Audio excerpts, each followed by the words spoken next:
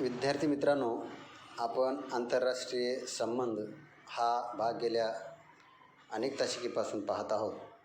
कालच्या तासिकेमध्ये आपण आंतरराष्ट्रीय संबंधाची प्रस्तावना, व्याप्तीची प्रस्तावना आणि आंतरराष्ट्रीय संबंधाचं अभ्यास क्षेत्र म्हणजे व्याप्ती ज्याला म्हणूयात, तो भाग आपण या ठिकाणी पाहिलेला आहे. ज्यामध्ये व्याप्तीची चर्चा करत असताना प्रामुख्याने आंतरराष्ट्रीय संबंधाच्या व्याप्तीची चर्चा करत असताना ज्यामध्ये 7 घटक आपण या ठिकाणी पाहिलेले आहेत.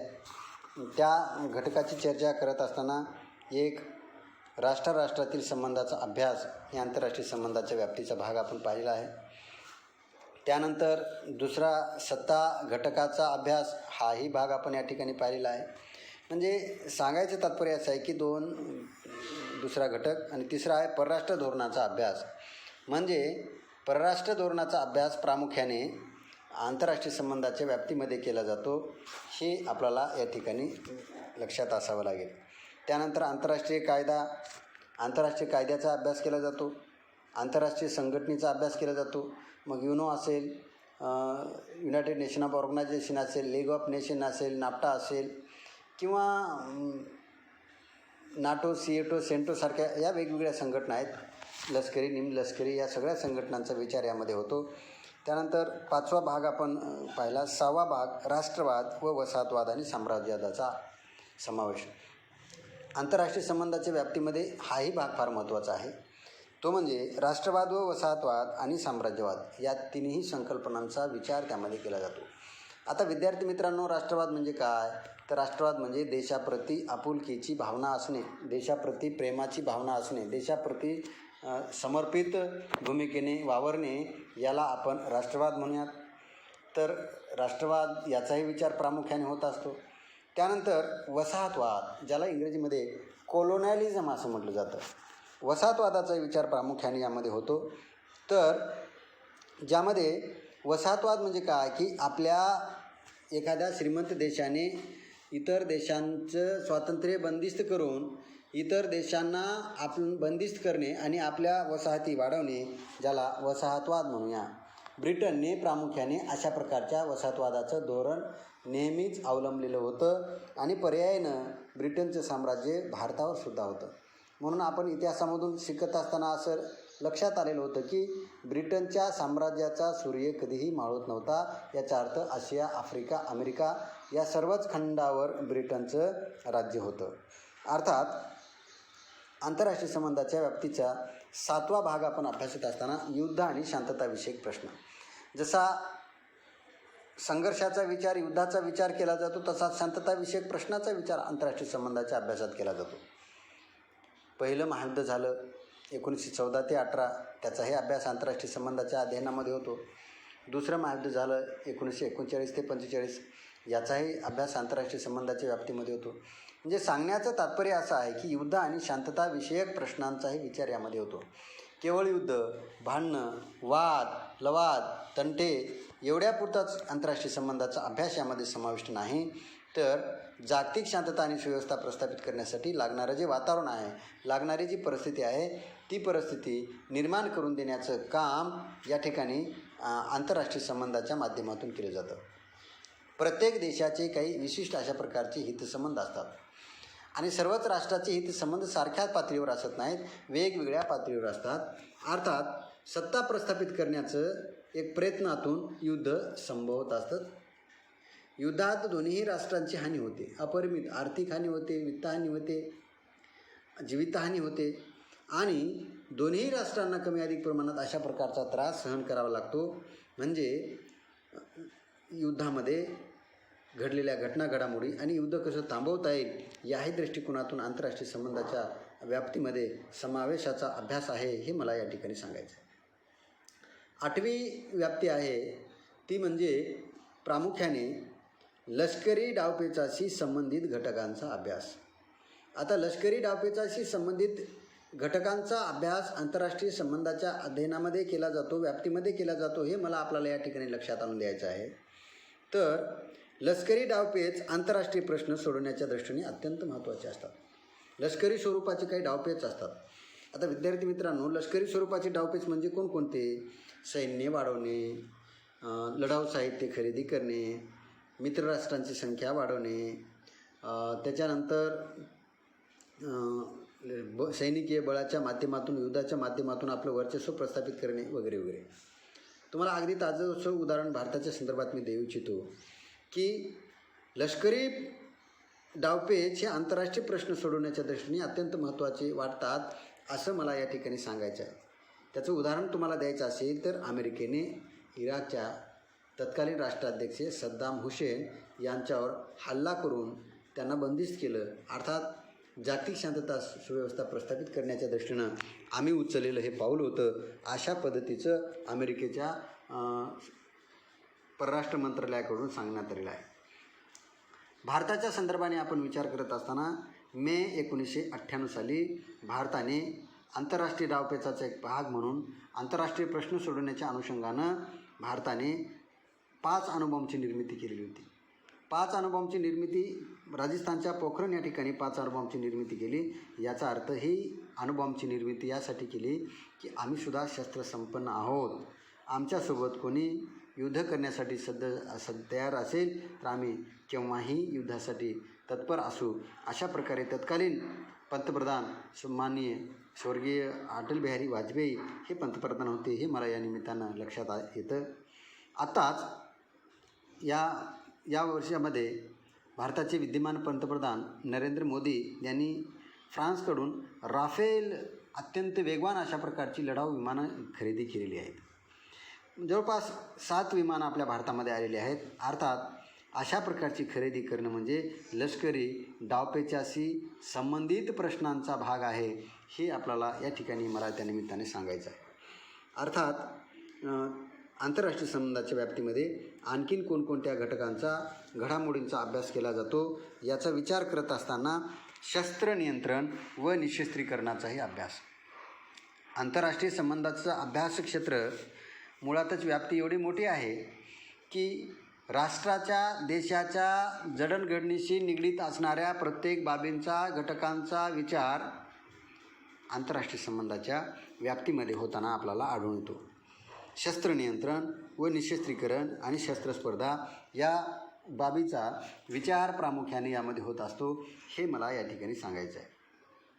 तर पहिल्यांदा आपण शस्त्र नियंत्रण, शस्त्रस्पर्धा आणि निःशस्त्रीकरण हे काय आहे आपण या ठिकाणी पाहूया. मित्रहो, शस्त्रस्पर्धेला इंग्रजीमध्ये आर्म रेस असं म्हणतात.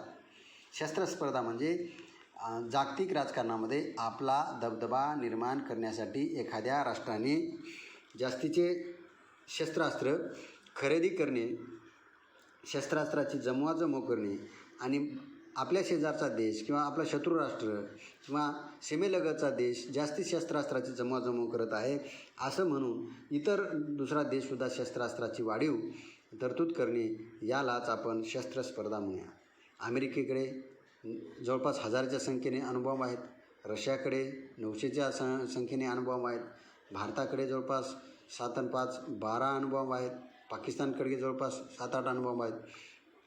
म्हणजे जेव्हा स्पर्धा लागते त्याला शस्त्रस्पर्धा म्हणूया. आणि अशा प्रकारची जेव्हा वाढती शस्त्रास्त्र स्पर्धा वाढीस लागते तेव्हा प्रत्येक राष्ट्राचे काही समस्या आणि प्रश्न निर्माण होतात. कोणत्या प्रश्न आणि समस्या म्हणजे प्रचंड महागडे अशा प्रकारची शस्त्रास्त्र खरेदी केल्यामुळे देशाच्या नागरिकातले इतर काही प्रश्न आणि समस्या आणि सुधारणावादी काही कार्य आहे ते करता येणार नाहीत. कारण काय होईल, हे सर्वच पैसा देशातला शस्त्रास्त्राच्या खरेदीसाठी वापरला जातो. अमेरिकेमध्ये शस्त्रास्त्राची प्रचंड अशा प्रकारची निर्मितीची कारखाने आहेत. अमेरिका काय करतं की भारत असेल, नेपाळ असेल, बांगलादेश असेल, पाकिस्तान असेल यासारख्या छोट्या छोट्या राष्ट्रांना, भूतान असेल, म्यानमार असेल यासारख्या राष्ट्रांना शस्त्रास्त्र विकते आणि विकल्यानंतर त्याच्यातून प्रचंड अशा प्रकारचा नफा तो स्वतः करून घेते. सांगण्याचं तात्पर्य असं आहे की अशा प्रकारची शस्त्रास्त्र स्पर्धा जर वाढीस लागली तर ती शस्त्रास्त्र स्पर्धा शांतता आणि सुव्यवस्था धोक्यात आणण्यात असते. म्हणून तेव्हाच शस्त्र नियंत्रणाची संकल्पना पुढारली आहे. आर्म कंट्रोल ज्याला म्हणूयात. अशाच प्रकारचे शस्त्रास्त्र जर वापरले गेले तर या पृथ्वीतलावरलं माणसाचं अस्तित्व धोक्यात येण्याची शक्यता आहे. एका विचारवंताने असं सांगितलेलं आहे की पहिलं महायुद्ध झालं, पहिल्या महायुद्धामध्ये अपरिमित हानी झाली. दुसरं महायुद्ध झालं, दुसऱ्या महायुद्धामध्ये 1945 साली 1945 साली अमेरिकेने जपानच्या हिरोशिमा आणि नागासाकी या शहरावर अणुबॉम्ब टाकला आणि याच्यामध्ये प्रचंड मोठ्या प्रमाणात नुकसान झालं. कोट्यावधी लोक मारली गेली. आणि तिसरं महायुद्ध तर एवढं भयंकर असेल की ते होणारच नाही. का? जर तिसरं महायुद्ध झालं तर हे महायुद्ध झालं म्हणून सांगायला सुद्धा कोणी या पृथ्वीतलावर उरणार नाही. एवढं मोठं शस्त्राच्या संदर्भामध्ये संशोधन झालेलं आहे. म्हणून त्या अनुषंगाने अशा प्रकारच्या शस्त्रास्त्राचा जर प्रत्यक्षात वापर झाला तर मानवाचं अस्तित्व धोक्यात येऊ शकतं. त्या संकल्पनेतून पुढं निशस्त्रीकरण ही संकल्पना आलेली आहे, ज्याला डिझार्ममेंट असं इंग्रजीमध्ये म्हणतात. म्हणून दुसऱ्या महायुद्धानंतर शस्त्रास्त्राची स्पर्धाच निर्माण झाली. युनो आणि युनोच्या बाहेर निशस्त्रीकरण करण्यासाठी अनेक प्रयत्न झालेले आहेत, की जे निशस्त्रीकरण हे शांतता आणि सुव्यवस्था प्रस्थापित करण्यासाठी महत्त्वाचे वाटतात. मित्रहो, आंतरराष्ट्रीय संबंधाच्या अभ्यासाचा 10वा पॉईंट आहे, तो म्हणजे व्याप्तीचा विचार प्रणाली, ज्याला इंग्रजीमध्ये आयडियालॉजी असं आपण म्हणू शकतो.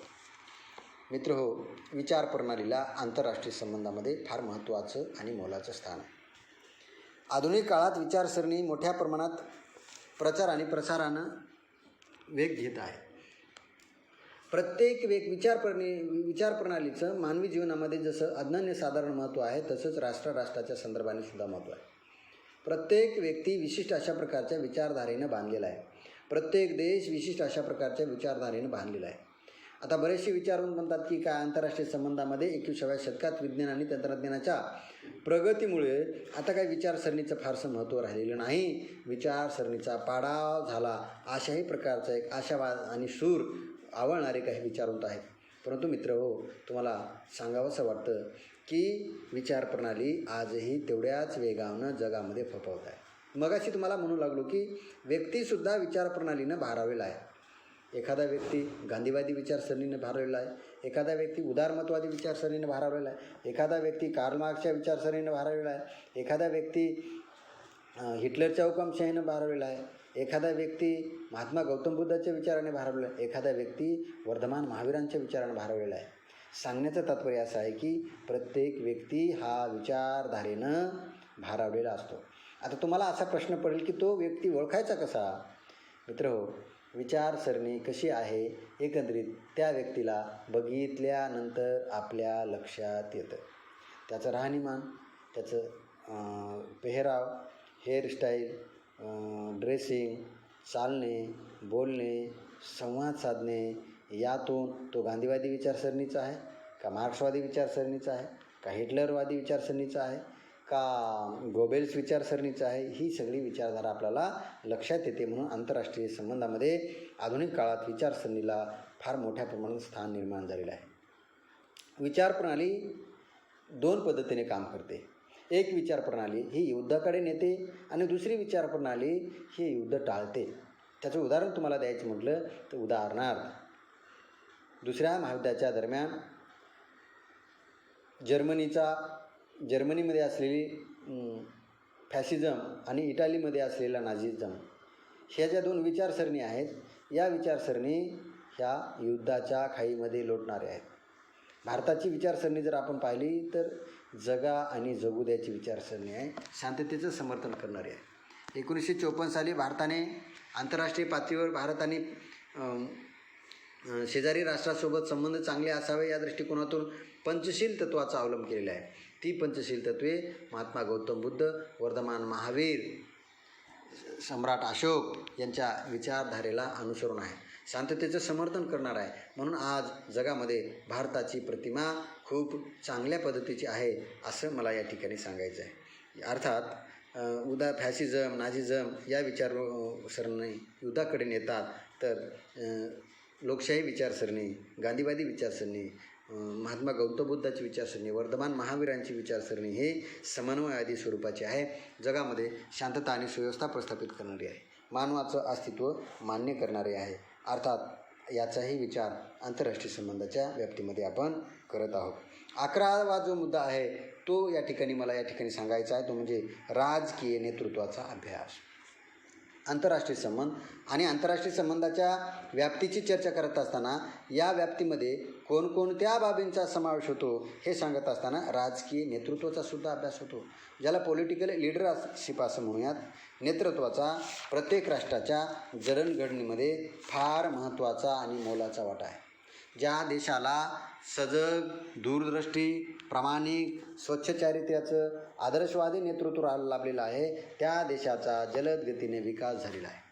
उदाहरणार्थ, भारताचे पहिले पंतप्रधान पंडित जवाहरलाल नेहरूंसारखं सोज्वळ अशा प्रकारचं व्यक्तिमत्व लाभलेलं होतं, म्हणून त्यांनी कमी कालावधीमध्ये भारताची घडी पुनर्गठित करण्याचा प्रयत्न केलेला आहे. त्यानंतर आपण जर विचार केला तर वुड्रो विल्सन, अमेरिकेचे तत्कालीन राष्ट्राध्यक्ष वुड्रो विल्सन हेही नेतृत्व तेवढंच परिपक्व आणि वैचारिकदृष्ट्या प्रगल्भ लाभलेलं असल्यामुळं त्याही देशाने संपूर्ण जगाचं नेतृत्व केलेलं आहे. सांगण्याचं तात्पर्य आहे की जर राजकीय नेतृत्व खुजं, लबाड, ढोंगी, स्वार्थी, विशिष्ट लोकांची मक्तेदारी मान्य करणारा असेल तर ते नेतृत्व देशाला अधोगतीकडे नेऊ शकतं. परंतु जे नेतृत्व सर्वसमावेशक आहे आणि मानवाचं अस्तित्व मान्य करणार आहे, व्यक्तीचं स्वातंत्र्य आणि विवेकवादावर विश्वास ठेवणार आहे, असंच नेतृत्व खऱ्या अर्थाने आपल्या देशाला उज्ज्वल भवितव्याकडे नेऊ शकतं असं मला म्हणायचं आहे. मित्रहो, या ठिकाणी आपण आंतरराष्ट्रीय संबंध आणि आंतरराष्ट्रीय संबंधाच्या व्याप्तीची चर्चा करत असताना गेल्या अनेक तासिकेपासून या ठिकाणी आंतरराष्ट्रीय संबंधाचा व्याप्तीचा भाग अभ्यासलेला आहे. जवळपास 11 मुद्दे आपण या ठिकाणी पाहिलेले आहेत. उर्वरित जो भाग आणि घटक आहे ते म्हणजे आंतरराष्ट्रीय संबंधाचं महत्त्व, the importance of international relation, हा जो भाग आणि घटक आहे तो उद्याच्या तासिकेला आपण या ठिकाणी पाहणार आहोत. वेळेचं भान राखून मी या ठिकाणी थांबतो. आपल्या अध्ययन आणि अध्यापन पद्धतीमध्ये आपल्याला काय अडचणी आणि त्रुटी वाटत असतील किंवा काही एखादा प्रश्न समजलेला नसेल तर आपण निःसंकोचपणे मला लिहून ठेवून वहीवर आपण नंतर विचारू शकता. धन्यवाद.